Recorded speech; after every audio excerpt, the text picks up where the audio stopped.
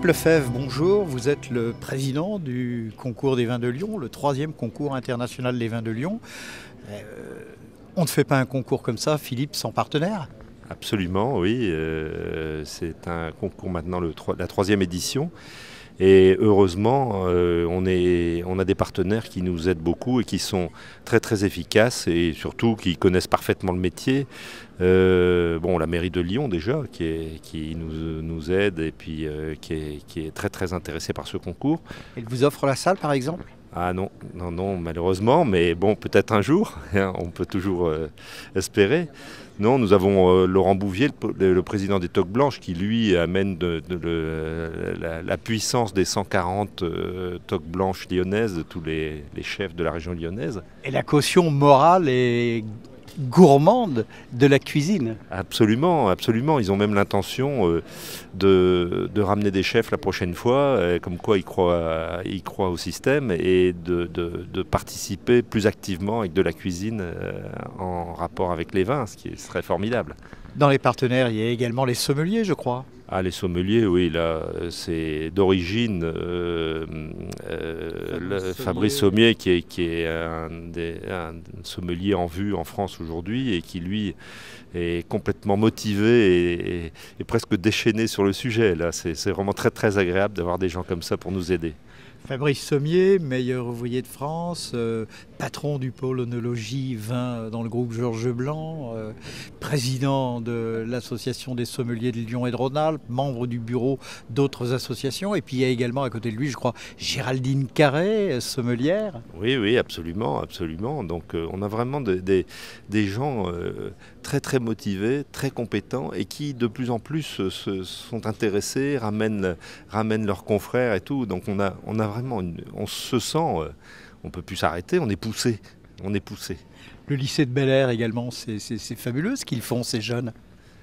Pour eux, c'est une expérience extraordinaire et donc de participer à ce genre de choses. Et là également, ils sont en formation, ils essayent de comprendre, de savoir mieux comment sont les vins, etc. Et pour eux, c'est fabuleux de voir ça.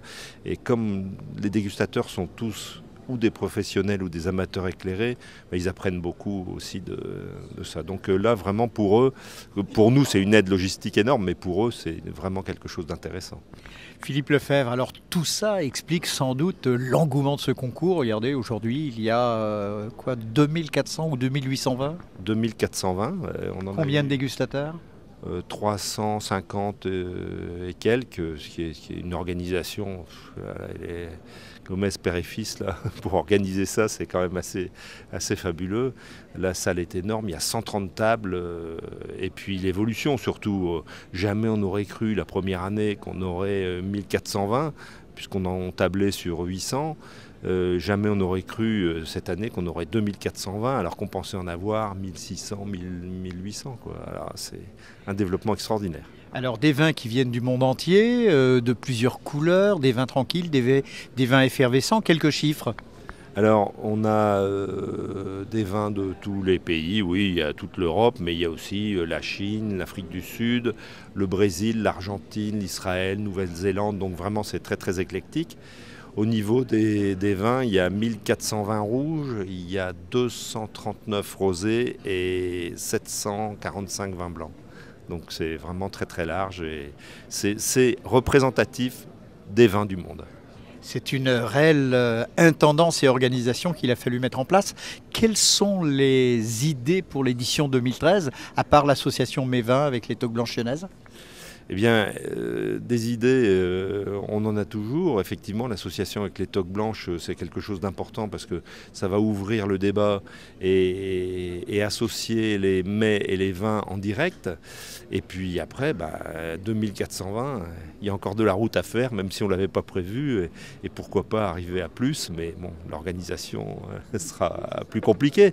Mais il n'y a pas de problème, on s'en sortira toujours. Philippe Lefebvre, merci. Alors on voit très facilement que Lyon, qui est déjà la capitale mondiale de la gastronomie, risque de devenir dans quelques temps la capitale mondiale de l'œnologie. Et je crois que cela n'est pas pour vous déplaire. Ah non, pas du tout, parce que comme c'est la passion qui nous guide tous, la passion du vin, c'est sûr que c'est un challenge fabuleux.